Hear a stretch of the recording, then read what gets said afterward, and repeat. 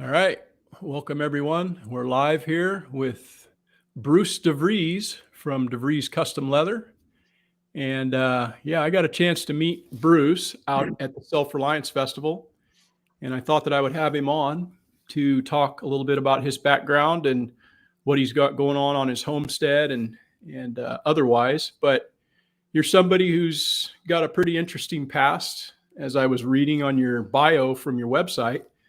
But you've been a teacher, right? A principal. Right. Yeah, you've got a background in bachelor's in theology, Bachelor's in and Teal. Yep. and you've been a farrier. You've lived all over Early the. on. You've lived in Texas and Colorado, but recently, I guess. Well, not really recently. You've been there for quite some time, living in Tennessee, and Right. I know that a lot of people have migrated to the South. A lot of people have chosen Tennessee as their home base. So I just kind of wanted to ask you first off, what was the thing that you decided, hey, Tennessee's the place we want to call home? Why did you settle there? And are you completely happy with Tennessee and have no plans to leave? Well, what brought us here was my wife and I are both school teachers, and there was a school here that we had a little bit of a knowledge of, a little bit of relationship with the pastor, and so he called us, and I was looking for something different to do than what I was doing, and so he called, and I drove to Nashville, and 2 weeks later we were here. So the school, they were in need of a fifth grade and a sixth grade teacher. Mm-hmm. And my wife was a fifth grade teacher, and I was a sixth grade teacher. And so we felt this is where the Lord wanted us, and so did they. So we came in 1992 to a school here, and that started our tenure in Tennessee. And yeah, we like it a lot here. Mm-hmm. I could do with a little less winter, but but we like it really well. It's we lived in a small town just on the edge of Nashville, and then we moved here about 15 years ago. So we like it. Whether we'll stay here, I don't know. Right. There's not a whole lot holding us here. My children are in Wyoming and North Dakota Mm-hmm. On ranches, so they'd like for us to come up there, but it's just too cold. Right. So you're on property, correct? Yeah, we've got 6 and some change. I don't know exactly what it is, acres here. It rolls a little bit. There's some nice flat spots on it. It's got a pond and a spring. It really has everything that, if you're trying to get prepared for things that you think might be coming, it has everything. So, Mm-hmm. And that's part of the reason we moved out here in the first place, is to get out of the city. Right. We were we had a nice place on the edge, right on the edge of town, but and now the city's come out here to us. It's sort of crowded out here in comparison to what we had when we started. So yeah, that's something that I've kind of noticed as well, and I think that just is one of those things that it tends to follow you, right? You think you're out of town, you think you've got space around you, but the next thing you know, town kind of migrates its way out, and we've seen a change in the amount of traffic out our way in 20 years, and I'm sure that's probably the situation for most people. Yeah. Tennessee, Go ahead. Tennessee is growing. At one time we were second fastest growing area, around Nashville. I don't know what it is this year, but it's lots of folks coming in.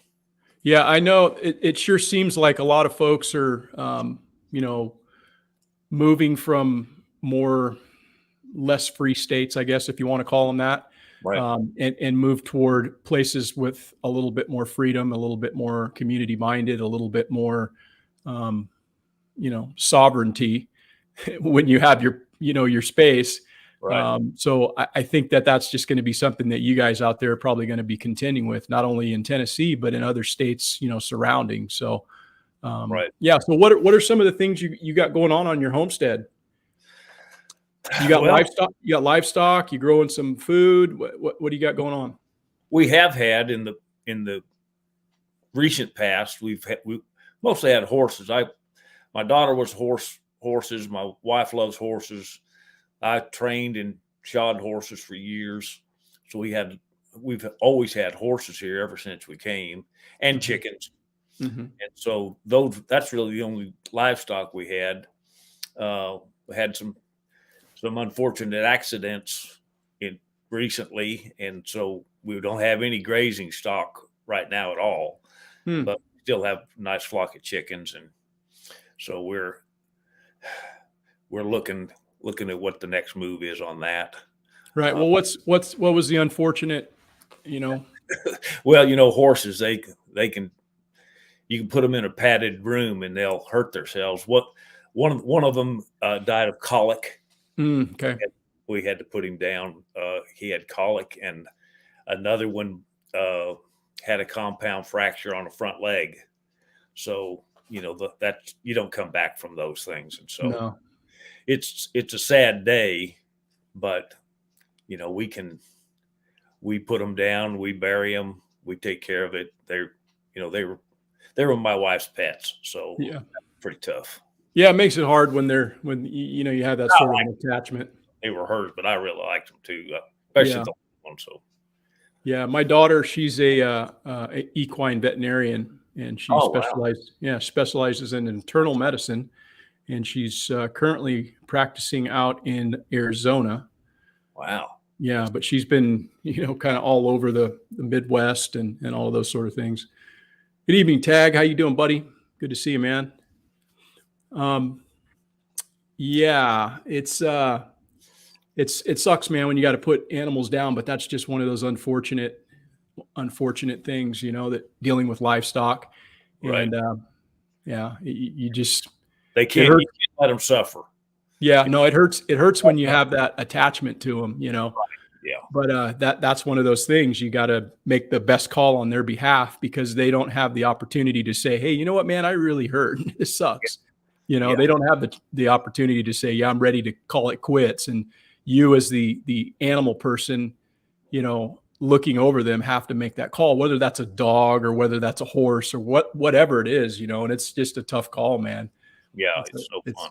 yeah, it's a tough call for sure. So yeah, we're doing that, and then the gardens. We've got fruit. We've got fruit trees. I think this year we're going to actually get some fruit. We've been 2 years with the late frosts biting everything down to nubs. So Right.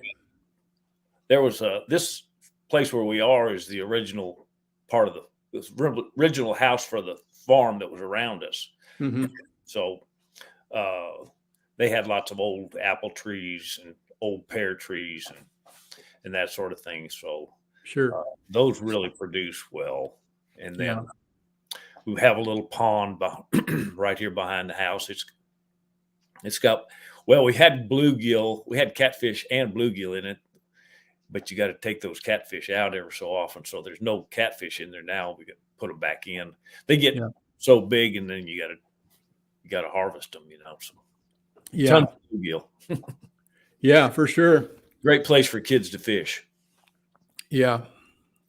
Hey, let me ask you this. Going back to your earliest recollection, what was your first job? What did you first job where you made money? First job. Well, well, I'm going to tell on myself, but since it was so long ago, I guess it's probably all right. My first job was for a friend of mine. and I worked for his dad, the lumber yard. Mm-hmm. That was the very first job that I actually had. And I was worthless.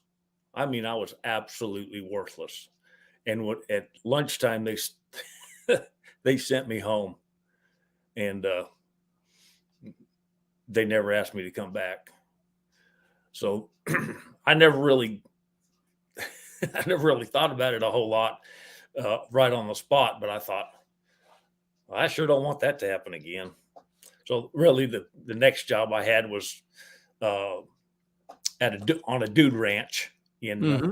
Grand Lake, Colorado, which is right by Estes Park, right across the mountains from Estes Park. Lots of people might know Estes Park. And I ran horseback rides up into the national park. Just took tourists up there. That's what we did all day long. Just Mm-hmm. ride horses. And I did that. I lived there in the summers, and then I moved back home and go to school. I did that for 4 years. So that was really, I guess, the first. I Mm-hmm. changed a few tires at the co-op. Yeah. That was after. So let me ask you, like from that, how did you transition into becoming or wanting to be a teacher? How did that's not exactly the same kind of line of Yeah, work, in that's other pretty words. good, isn't it? Well, right after high school, I I moved to East Texas to the oil field. A friend of mine said we had some good jobs down there, and they were making tons of money. This was in the 80s, and of course, the oil was just booming down there. So he was married, and so we all went down there. He had a relative, and his job was waiting, but mine wasn't. So it took me several weeks to find a job. So I went to work for 10 cents less than what I was making back in Colorado. Mm-hmm. So that's how my Texas career started out. But I eventually found a good job driving truck out in the oil field. Mm-hmm. And but we tore down oil rigs, and moved them around. And that's where I became a Christian. That was Mm-hmm. out in Kermit, Texas, which is just west of Midland, Odessa area. And I became a Christian there, and I felt like the Lord was calling me into the ministry. And so the college that my pastor recommended to me was in Southern California. And so his sons and I packed up, came to California, out Mm-hmm. to San Dimas, right there by Pomona, Mm-hmm. and spent 5 years out there. The summer before school, we worked at the college, and then the summer after. And that's where I met my wife, at Bible college. So second best decision I ever made. Yeah. That was, Yeah. That's got to be high up there for sure. Finding and that life partner is yeah, that's awesome. So what's the first best decision? the first best decision was accepting the Lord as my Savior. Okay. Becoming right. a Christian.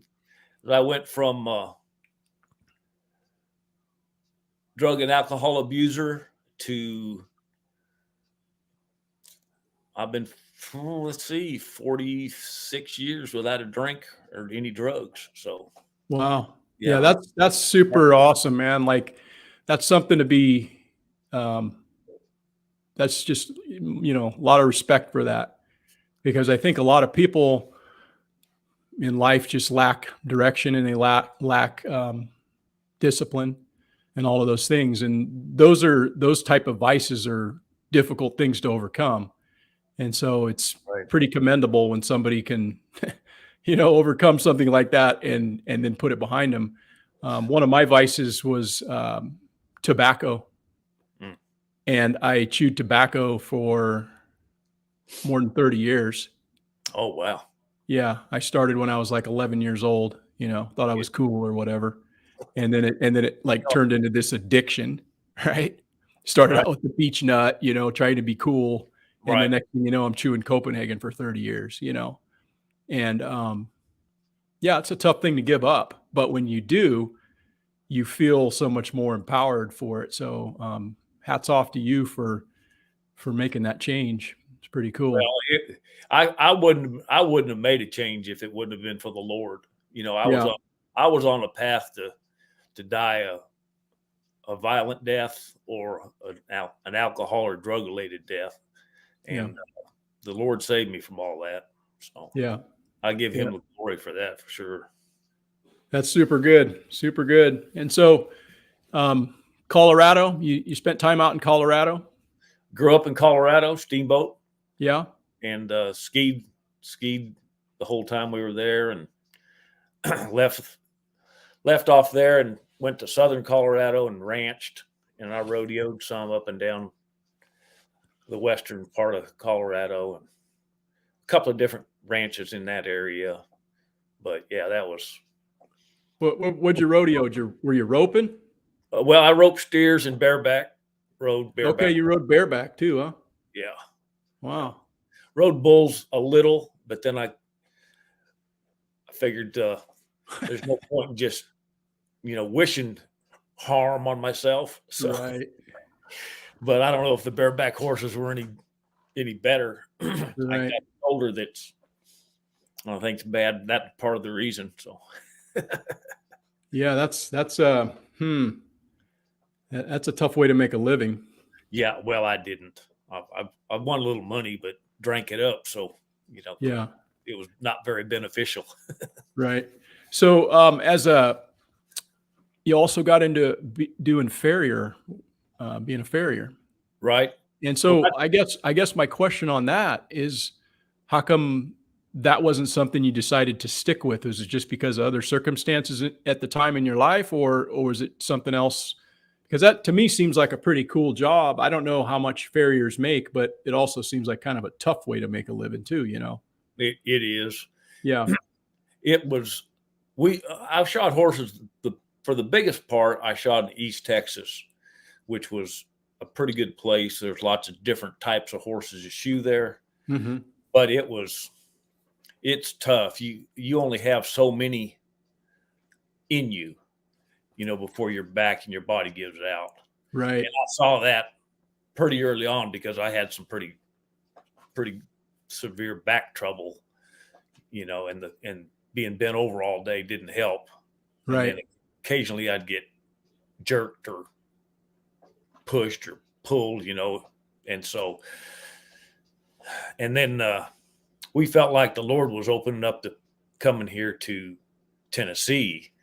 So that's the reason I fool around with it some here in Tennessee. But a few years ago, I sold most of my equipment for Yeah. shooting to a friend of mine that's an Amish guy up here, and I kept the trimming tools because we still had horses. Hmm. I kept up with them when we had them, so I can do a couple in a day, but I don't want to do 6 or 8, 10, 15 a day.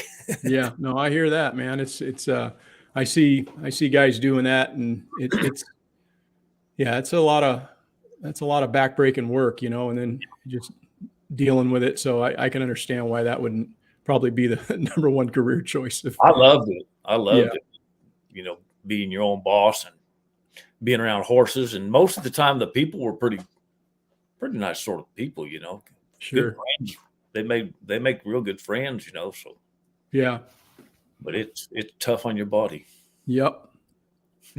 So, biochar, that's something that I hadn't known that you were involved in, but I did see that you were speaking and doing a presentation on biochar at the Self-Reliance Festival. You also had your leather craft booth Right. there where you were selling your custom leather that you make, but you were doing a presentation on biochar. So tell me a little bit more about what you've been doing in that regard, and where do you what are you looking forward to doing as far as playing around Well, with it? I I'm as excited about biochar as I am about leather. I Hmm. really am. I think I don't know where it's going to go, but I'm going to go as far with it as I possibly can, Hmm. in as many different directions as I can. Trying to contact some of the feed stores in the area right now, and there's a co-op magazine that I'm hoping to submit a article for them. I've been using it here, just broadcasting it and then covering it with manure and letting it set for the winters. Mm-hmm. That's mainly the way I've been doing it. But this spring, I guess was last fall, sometime during the winter, I started thinking about making a kiln or a retort or, some bigger quantities. Mm-hmm. So I started getting into trying to figure out the barrels and, how I can get the feedstock that I need and not have to spend any money on it. I try to use all waste. Mm-hmm. And up until just recently, I was just using construction materials, dimensional lumber, which is okay. It's probably not the best quality. It's not hardwood, of course, but so I've got a couple of different designs. I've got one design now that I've done just specifically for the material that I'm getting. Mm-hmm. It's coming from a place that makes bats for the major leagues, Mm-hmm. and they have cutoffs anywhere from half an inch to 6 inches long, and they just have barrels of them, and they're happy for me to take them. They've been since they started, just been throwing them away. So I think these are going to really make some really good char. Not quite, don't have quite enough to get a batch going yet, but Yeah. so that's No, I think that sounds like really good feedstock. And that's one of the big challenges that people have is, getting the material. And if you can find a source that has material that's something that you don't have to put a lot of effort into as well. I mean, it's nice right. that you've got something they're fairly small. It's not like you got to spend a bunch of time chopping a bunch of stuff up. So, I mean, if you can continue to get that sort of a deal, that's awesome. I'm pretty inspired by it. I've been doing it. I'm going on my second year now, and it's a really cool thing as far as what you can take from something that would ordinarily just decompose naturally, or somebody's going to throw it away or wind Right. up in a landfill, and you turn it into something that can amend and help you build the soil quality, build Right. that soil profile, and it's something that could potentially last in the soil for thousands of years. Exactly. So I'm very inspired by continuing to do that, and I was um, interested to see how that design that you had at the Self-Reliance Festival was going to work out. But as I was talking to you earlier, you said you wound up getting rid of it, giving it to somebody at the festival, and hadn't really got a chance to try it out. But it looked like a very unique design. Yeah, those barrels come from they have food grade mineral oil in them. So you don't even have to do anything with them. Just there's they wash them out and that's it. You don't have to worry about any contaminants, or they're nice and pretty clean. There's a little oil in them, but that's been good. I've got another place that haven't gotten them in a while, but they make billiard tables, and they have some of the prettiest maple and oaks all kiln dry, and the guy used to bring me when he was bringing up truckloads of that, so that's I'm hoping to get that back going again too. It's all flat. It's 1x6 and 8, so it'll maybe be split a little bit, but Right. so, but yeah, it's I don't know is there a downside to biochar? I don't know of any specific downside to it. Yeah, I mean, what's I guess the only downside I could think of is that if you put it out raw, it may absorb some nutrients for a while. It may be a detriment to your garden, but I mean, after that, I mean, it's all good. Right. Yeah, no, it has a lot of different qualities and a lot of different things that it can do as far as pulling toxins out of the soil, as far as taking and holding those nutrients, as far as making it so that the microbial life has a place to inhabit, moisture retention. There's just a tremendous amount of things that it's said to benefit the soil. So as far as a downside, yeah, no, I can't think of a downside. And like, as you mentioned, that's just going to be a delay in potentially, if you were to try to plant into something where you put a bunch of fresh, uninoculated biochar, it might have a detriment initially, but it's going to be a net positive, in the end. So, Right. yeah. How long have you been doing it? Well, just in the kilns and the retorts just this year, just over probably the past 6-8 months. Mm-hmm. Yeah, cool. But, yeah, yeah. We'll have to keep in touch and compare some notes, and if you come up with any good ideas or something, because I'm always interested to learn. And yeah, I was pretty intrigued by your design that you had, so I was looking forward to seeing how that worked. But well, I know you're working on that. something else. I am going to make that one again. Okay. I've got the stuff where I'm going to make another one. Yeah. But I'm going to make one of those like I think I told you, the same type barrel, only horizontal, Mm-hmm. 2 pipes in it. That I think that's going to be more effective use of the heat. So Yeah. it won't have so much. I think the heat will be used better, and that's one of the things about those retorts is you're losing not only losing heat, which I really don't have any method to capture that at the moment, but it'd be nice to figure that one out. Mm-hmm. And then you have to use so much more, wood. Mm-hmm. But the wood's not in short supply here in Tennessee, particularly after all those winds that we've Yeah. had. No, that's really the only downside that I could see potentially, is just that we're burning it, and we're not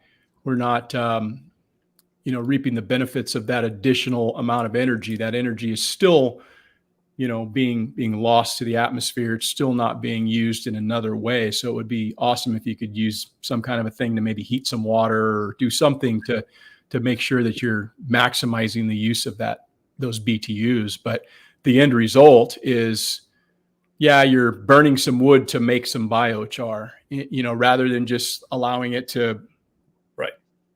not make biochar, So Well, it's, they say it's supposed to be at least carbon negative, yeah, which I don't know about all that, but yeah,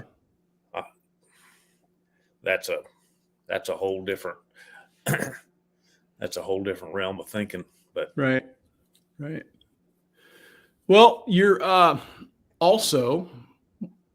master craftsman at leather. And how long have you been doing that? How long have you been being the that's awful generous. the I've been about 12 years. Okay. I started with a fella in a gun shop, and he was in his 80s at that time. And the store was called Guns and Leather, and he was the leather part of that. And he'd been in it for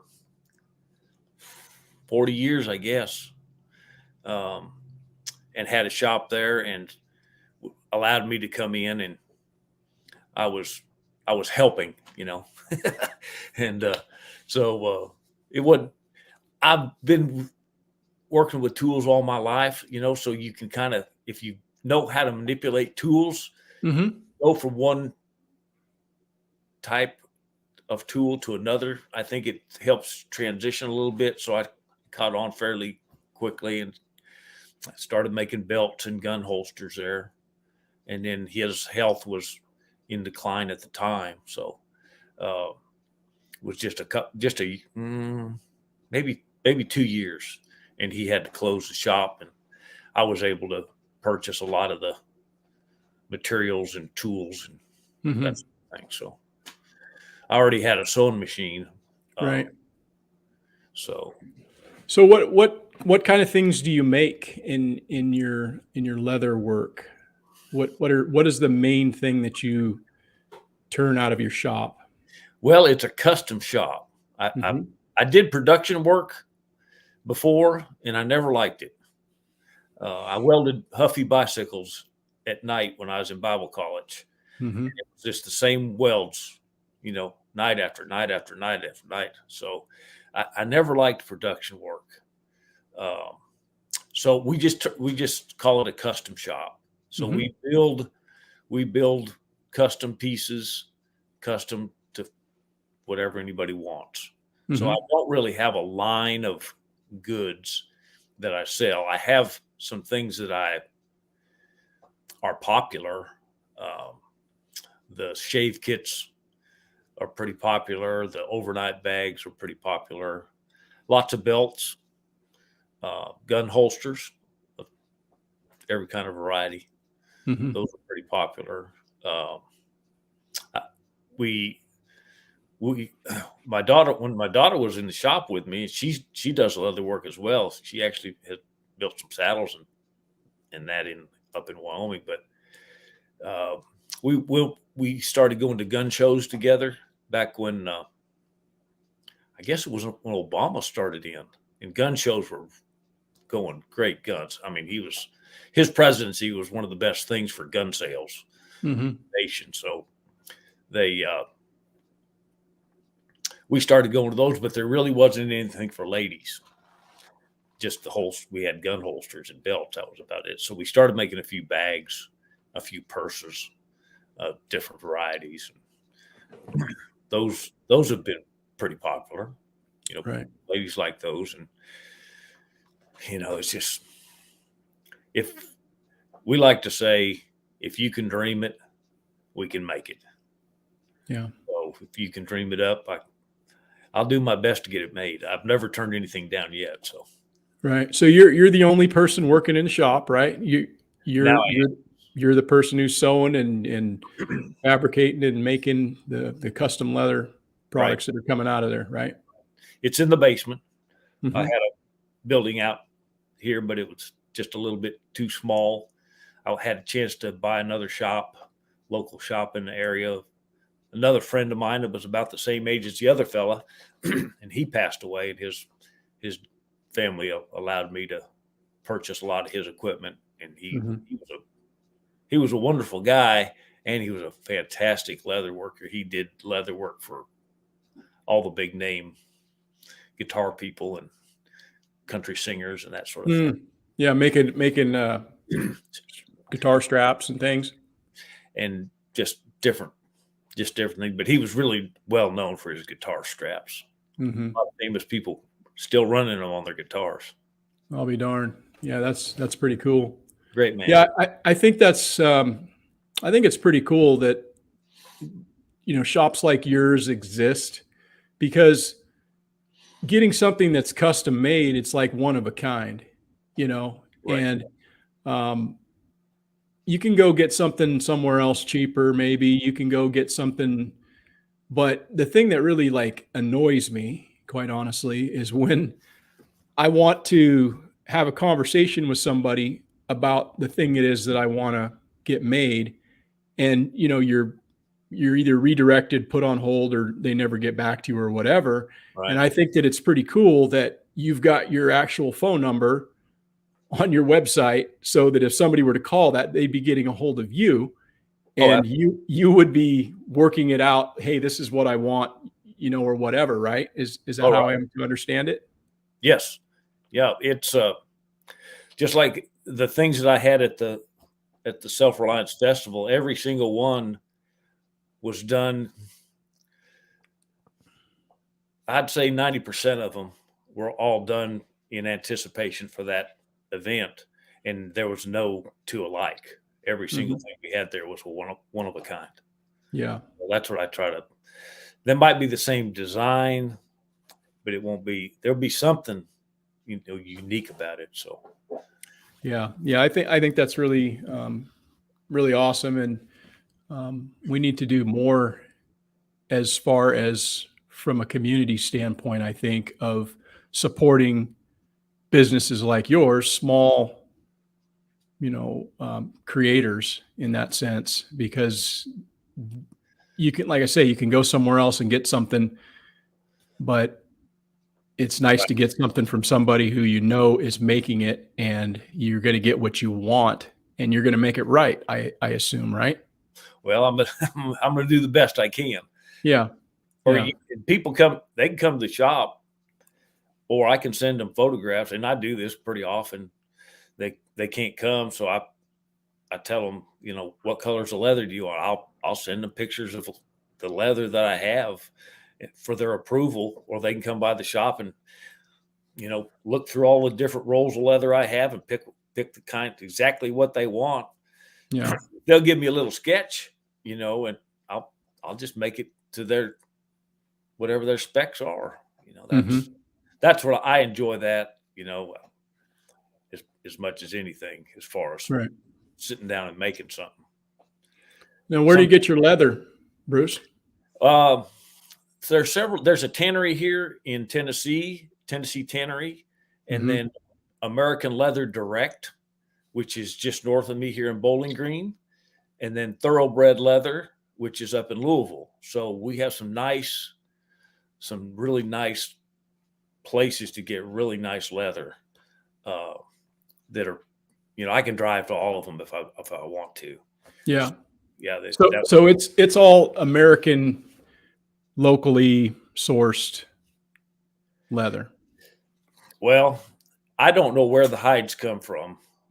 All of them. I know that Tennessee Tannery, well, I won't even say. I know they do a fantastic job with their leather. I don't know where their hides are coming from. Most of the hides that come are U.S. hides or Mexico hides. Some of the leather comes from Mexican tanneries, but none of it comes from overseas. Some of the hair-on hides that we use for rugs, those come from Brazil. But the vast majority of it is U.S. or Mexico. And right. I don't know that anybody can really go back to. I know a lot of the American Leather Direct hides are U.S. hides. They take them to Mexico and do the tannage and then bring it up. So, got some folks down there stopping in. What's up, Grumpy Acres? Red Flyer Media. What's up? How you doing? Just having a conversation here with Bruce DeVries. He's a man. You've had a lot of irons in the fires over the years, man. Seems like you've about done it all. We were talking earlier, and you're like, "Oh yeah, I used to trap. I had a trap line. I used to run. You've done a lot of stuff, man." Well, when you're this old, you'd have a lot of time to get experience, Yeah. Along those lines, when you get up there in age, you start thinking about the way things used to be. And I was thinking about this a little bit earlier, and it's like, I don't know if I think for myself, I can't speak for anybody else, but I look at myself and I look at the way things are currently in the nation, the world, whatever. And I say to myself, it almost seems like the best days are almost like behind us. Not to say that there aren't good days ahead, but it's like there's things that are happening that have caused people to react in a way to a lot of the negative things that are going on. And I don't know if that's something that you're seeing as well with regard to social issues and the decline of economic things and just moral depravity and just all the things that go along with having gotten years under your belt and gray whiskers. Right? If you're just born, you think, hey, things are great, but like when you remember what it was like when you were a kid, and then all of a sudden you move along, you start to see things. And I don't know if that's what you're seeing, but along those lines is what I want to ask is like, if you do see anything in the future as far as what gives you concern as it relates to how things have transitioned in society. Boy, that's a can of worms right there. I've got a lot of concerns, a whole lot of them. And I think the decline of the family, the decline of the expectations on young men to be real men, the assault on the same, the seemed like right's wrong and wrong's right. In my mind, as far as that goes, it's just I don't know that these are. I don't know that I didn't really pay attention a whole lot when I was young. I do remember a time when my folks were paying 18% interest on a house. And that was, and I don't know how we came out of that. I was back in those days that I wasn't paying attention to anything really. Right. But I think, I mean, there's so many concerns. I don't know how much political area you want to delve into, but well, I guess we can both acknowledge that things have we've seen things change, and probably not to our liking in a lot of different areas. Right. There's probably a lot of things we would like to see maybe not the way they are, but that's aside from the actual reality of what are we going to do about it? What are you going to focus on? What are you focused on as far as making move to address any of those concerns that you might have? Because I've got concerns and I'm doing things to address those concerns because I can't change the course right of where things are headed. All I can do is react to them in a way that's going to benefit me and my family and my loved ones the best that I can. So that's really the question to you: is what are you focusing on to address any of the concerns that you might have? Well, I think it's when you said that, it made me think of, like when we were talking about the biochar. There's people that are trying to save the world with biochar.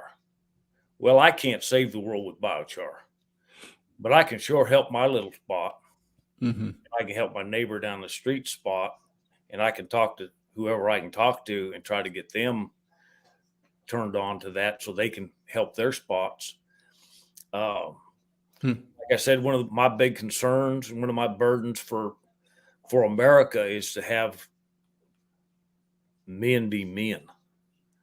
I mean, men have got to be men in every sense of the word, every single sense of the word. So I have several young men, different ages. One's works with me now. He's just turned 16. I'm trying to, and he's got a good daddy, but a lot of them don't. I got another young man, 2 brothers that I've tried to help and be friends with. They're going the right direction. Not because of anything I did. They really lined out and doing well. But I think we've got to, if real men can look around and find some young men that don't have real men in their lives and be willing to help them, just help them. We get a lot of people saying, "Oh, these new millennials, they're this and they're that, and they won't do and this, that." Well, that doesn't help anybody. Mm-hmm. How about getting a hold of one of those kids, maybe in your neighborhood, doesn't have a daddy, or just try to find some in your community and befriend them and try to help them to be a real man or whatever. But just sitting back complaining about it's not going to help anything. That's for right. Sure. Right. Yeah, that's a really good thing, a really good thought that you have, because it is so very important that people have others that they can learn from, others that they can look up to, others that they can look up as a mentor.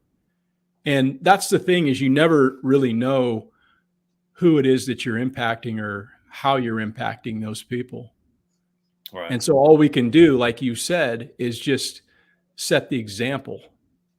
So if you're the the man setting the example, it gives those that are looking up to you, unbeknownst to you, actually, you may not even know that, Right. but just stepping and fulfilling that role has an impact probably greater than most people even realize. And I think that it's, that's a pretty powerful statement, quite honestly. You know, it's not anything you're doing specifically, but it is specific because you're doing what you said, which is, you know, standing up and leading by example. So I think that's pretty cool. Yeah. Thank you. Yeah. Yeah. I gave that boy a lesson today, and I told him that I asked him, what were the 2 words that you never say? I said,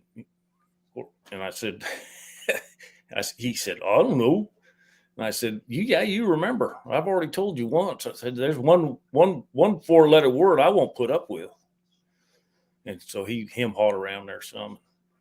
I said, you know what it is? And he said, yeah, quit. I said, that's right. We don't use that word. That's a filthy word. We don't use the word quit, or I can't, I guess is what it was. I can't, you know, so we went over that. The other one was, I'm offended. I said, those are 2 phrases we don't ever use. That's bad language to me. So he's a good kid. Yeah, Yoda here says that it's a sad state when real men and real women can't be true to nature. Society says we have to be equal, and she says that there's no such thing. No. And I have to agree with that. That's right. Yeah, we all have our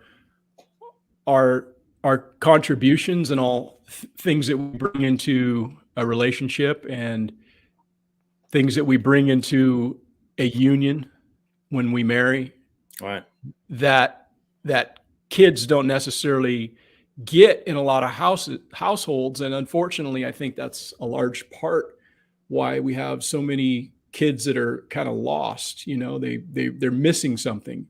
Yep. And it's, you know, I don't know. It's kind of weird, like in society, and I don't really pay much attention to it because I know that it's bunk. I know that it's a big lie. So I don't really give it a whole lot of credence, you know, this whole equality thing. And it's just a way to dilute what men and women really are. and they blur the lines, like, you know, don't do this, you're over masculine, or don't do this, you're bowing down to, you know, I don't know. It's just it's a weird thing, but it's a messed up deal right now. Yeah. So it's that was a pretty powerful statement, I think you gave, and I think that if more people kind of thought about it in that sense, then they would realize that they have more of an impact by stepping up and being, as Yoda says, true to nature. Right. Right. Yeah. Well, you can't do it all, but you can do a little. Yeah. It's like that little kid that was throwing the starfish back in the ocean, and the guy came along and said, "You're not going to do any good. What's that going to matter?" And he told the old man, he said, "Well, it matters to that one, and matters to that one, and matters to that one." You know, it's one of those preacher stories. You know, it's it matters to the ones that you get thrown back in. Yeah, you can do them all, but you can do what you can do. You know. Yeah. I think my power just went out. That's pretty cool. Yeah. You got a little dim there. Yeah, I did. At least my internet's still working. I got my internet hooked up on a solar generator. Oh, it just came back on. I got internet's hooked up to a solar generator because I don't want to lose my internet, because if I do, I lose my Wi-Fi, and my Wi-Fi is very important because I have Wi-Fi alarms in all of my freezers. Oh yeah, you got me. So if I'm anywhere, I could be anywhere, another state, around the world, whatever, I'm going to get an alert if the temperature in my freezers drop, because I don't want to lose all my meat. No, that's great. And so it's just a little Wi-Fi alarm that I need to have hooked up, because if I lose power here, which happens occasionally, I Right. would be able to say, hey, like, I just got an alert, go check it out. Because my folks, my relatives live like 3 miles away. My And that daughter's a comes to your homesteader. phone? She's like what's that? And that alert comes to your phone? Wow, Yeah, it's just an that's app. It great. comes straight to my phone. I set the temperature of where I want it to kick in. So if it actually gets to 20 degrees in any one of my freezers, then I'm going to get an alert that something's amiss. And Huh. I'll either have a unit gone down, or I'll have the power off for a significant amount of time. But I've got a solar generator that is my Wi-Fi router, or excuse me, my computer router, no, my internet router, and my Wi-Fi is connected directly into that. And then I've got a solar panel up on the roof that's plugged right into that. Hmm. So, yeah, I can't lose, you can't lose your Wi-Fi. At least I can't for that reason. But um, Well, I'm something to shaking my head consider. at what you're talking about. I'm trying to be. Yeah, it's something to consider, because we have. I'm glad you got figured out if you get, because you don't want to lose a freezer full of meat. That's for sure. No, we've done that before, and it sucks, man, because you not only Oh, lose all the meat, you lose you lose the freezer, because it's like you can't get that stink out of there. right. So, Yeah. um, Yeah, that'd be bad. yeah, for sure. So your daughters are ranching. They are. My oldest daughter is Jessica. She's in outside of Bismarck, Mm-hmm. and she and her husband. She manages a horse facility there, and Mm-hmm. they have Solaire cattle. Are you familiar with Solaire? They're kind of a Uh-uh. little bit taller. They're kind of a little bit taller Angus looking cow, Hmm. but they raise registered Solaires, and Huh. they've got, Interesting. I don't know how many they have, 50 or 60. I really don't know. Right. So they do that, and they are partnered up with a guy that takes all of his stock from pasture to plate, and so they're working with him. Mm-hmm. And so yeah, they've been up there for 3 years, I think now. Yeah, I'm always kind of interested when siblings wind up gravitating toward the same lifestyle, Right. same occupation, lifestyle, whatever you want to call it. I'm always interested in that. So, what do you think the reason is behind them both getting into ranching? My older daughter went to Wyoming first, and her sister took her back up there and met a boy. So she decided she needed to be in Wyoming as well. And he didn't work out very well, thankfully. I've run a few of them off over the years, but he's one that definitely needed running off. So she found another one, and his people were some of the original homesteaders there north of Jackson Hole, Mm-hmm. and they have a ranch there, and her husband's mom and dad, they have the ranch right across the road, Mm-hmm. and they raise commercial black whiteface Mm-hmm. cattle, and they're my grandkids are showing now. They're on the show circuit, so Oh that's yeah. pretty fun. They got I think there's 7 and 9, 9 and 7. I ought to know that. Anyway, they were at a show this coming weekend, I guess. So Yeah. they're showing fat stock shows. That's cool, man. It's one of the reasons why we moved to where we moved, because I wanted my kids to kind of experience what I experienced, which was, I showed from the time I was like 9 years old all the way until I was an adult. I actually showed open, for a few years as an adult, but Nice. Yeah, I wanted them to have that opportunity as well. And so that's one of the reasons why we moved where we moved, get our property, get our homestead, and, had them be able to have the 4-H experience like we did. Cause I think it's really valuable for people to, Yeah. kids to have the opportunity to raise livestock and to learn about that. And, they enjoyed it. I know that they did because they've told me so. So Right. it's a pretty cool thing. 4-H is a great program. Yeah. It's bar none one of the best around. And you had Hereford cattle, right? Correct. Yeah. I was thinking about that today. I saw a baby calf, but I don't think there's a baby calf that's prettier laying in green grass than a Hereford calf. That's true, man. That's Mama just licked them clean, and it just couldn't be more like white face and just that white face is just as white as cotton. And yeah, I don't think there's a prettier calf. Yeah, no, they are very, very cool looking. Yeah, they're great cattle. Yeah, really docile and just good handling cattle. Now, did you have horned or polled?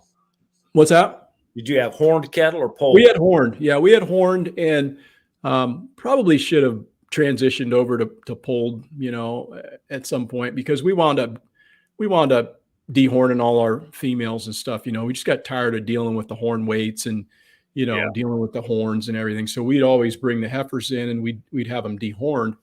Right. And my dad sold bulls and stuff at the sales, and we raised registered stock. And then that's basically what he was doing, was selling those bulls to the commercial men. And, right. He'd take them into different sales around and stuff and try to make a few bucks. But, you ain't making no money raising those kind of cows unless you got a lot of land, unless you could get feed sourced cheaply, unless you got, free water rights and all of the things that go along with, it's a tough way to like make any money. So it was more of a hobby for my folks. They actually lost money at it for sure.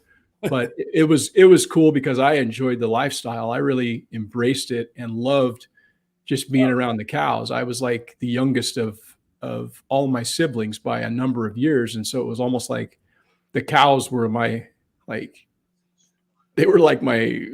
extended family. I'd come home and I was the only one home after my older siblings moved out. I was just like, and my parents are both at work.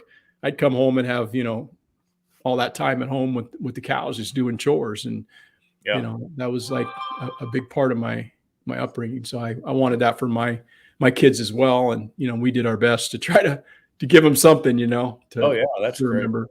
Yeah. Yeah. They'll never forget that. Yep. So I would be remiss if I didn't ask you, because I ask a lot of people this, about everyday carry. And I'll ask it in this sense: aside from your wallet and your sidearm, what do you keep in your pocket? Like every day, what do you have to have? What's that one thing you have to have besides those two things? Besides my wallet? Besides your wallet and your sidearm? A knife. Okay. I probably should have a flashlight, but since I got my phone and the flashlight's on there, it wouldn't be, I wouldn't be able to use it, with my pistol. Right. But right. Yeah, I gotta have a sharp knife. Yeah. And I get people always telling me, man, that knife is sharp. And always my response is there any other kind? Yeah, I know. Got to have a sharp knife, man, or it's like dangerous, huh? Yeah, that's it for me. A couple of mags, Yeah. A couple of mags and a pistol. Yeah. Left front pocket wallet and a knife. Yeah. How about you? I would say the knife is very, very important. That goes in my pocket every day, but I also carry a flashlight. And this flashlight, I'll show it to you because it's in my front pocket here. I love this thing, man. I got this. Look at that. Oh, yeah, that is small. It's made by Olight. Olight. Yeah, Olight makes that, and it's called the Baton 3, and it's 1,200 lumen. Wow. Yeah, it goes to 1,200 lumen, and so it's just so incredibly small. And the reason why I really like carrying a a light like this is because this is really like a defensive weapon at night, you know? Yeah, it would be. Yeah, you put that into somebody's face and they're gonna, you're gonna hold them off because they're not gonna see anything with 1200 lumen shining in their face. Yeah, that is bright. Wow. Yeah, and so I always carry this, and the nice thing about this is it just clips onto my hat like this. So when I go out at night, put the chickens up or whatever, it's a headlamp, All right, you sold me. Yeah, it's the way to go, man. These are about $60 or whatever, but it's made by, like I say, it's made by Olight. Did you get onto those from Pastor Joe? No. In Arkansas? Viking Preparedness. Oh, okay. Yeah. I've heard of that. I've heard of him. Yeah. He's a big Olight guy. Is he? Yeah. I don't have any affiliation with this company or whatever. It's just a light that I thought was pretty cool. I actually bought one for my wife. Yeah, I need. So she's got one, and then I bought one for my my son's wife. I bought one for, and I need to buy one of these for my other daughter, Kate, who's in Arizona, and I need to get her one. But they're super cool, man. I don't even know that thing's in my pocket. It's just front pocket every day. And I just that's probably the one thing other than my knife that I've got to have. But I like that clip on that hat. That's a great idea because I'm always looking for a flashlight to go out and fasten my chickens up. Yeah, and you know what else is cool is this the tail. I mean, it'll tail stand. It's flat, so you can tail stand it. You can set it down and it'll stand up, and it'll light up the room or whatever. But it's also, this is magnetic. Oh. Yeah, this is a magnet. So the way these charge is it's a magnet. It just goes click. And then if you were to want to click this to anything metal, you can just click it to it underneath your hood in your car, right? Yeah. Or anything. And it's just a great little tool. Well, you're going to have to start selling for them, man. Yeah, I mean, I'm not Olight, but what was the kind? It's called Baton 3 is the model. Okay. Yeah. Actually, my wife has the Baton 2, and it's just every bit as good. It's supposed to only be 1,000 lumen, but and that's in the turbo mode. You go like, I think it goes like 5 lumen, which is actually really nice because if you need to put this by your bedside and you grab for it and you turn it on at nighttime, the lower light setting, it doesn't blind you. So you can actually like read something before your eyes adjust. So it goes like 5, then it goes 60 lumen, then it goes 300, which is actually pretty bright when you're outside. And then you double click it, you pull it out and double click it, and boom, 1200 lumen out of this little light. And 1200 lumen in your face at nighttime, you're going to blind somebody. So it's a great defensive tool when you're walking anywhere at night. And then, like I say, you can just clip it right on your hat. You've got a headlamp. So yeah, I can't say enough about it. I'm sold. Right on. Yeah. So are you going to be going to any other shows or festivals? Because, I did run into you at Self-Reliance, and I don't know, is that something you're looking to do in the future? Probably we'll do a few. There's another one south of here that I've been trying to get some information about, but it's been pretty hard to get connected with them. So I'm not sure. Homesteaders of America, or something like that puts it on. It's just south of here. But those festivals, I enjoy them, but it's not really very profitable. Right. You can, if you come out even, you do pretty well, so. Sure. I hope to go back to John's in the fall. Hopefully I get back there. So yeah, you're close enough where that'd be a good little another spot out there. And Red Flyer Media, I guess he was out there. He says that he didn't get a chance to meet you when he was out there. So hopefully maybe if you go back out there, y'all can hook up, Red Flyer. Yeah, it's up. It's this right there. Boom. Okay. Yeah. and he says that he was sorry he didn't get a chance to meet you. So, Yeah. yeah, it's super. These events, I had a great time both times that I went out at the Self-Reliance Festival and got a chance to meet people, because I just can't say enough about,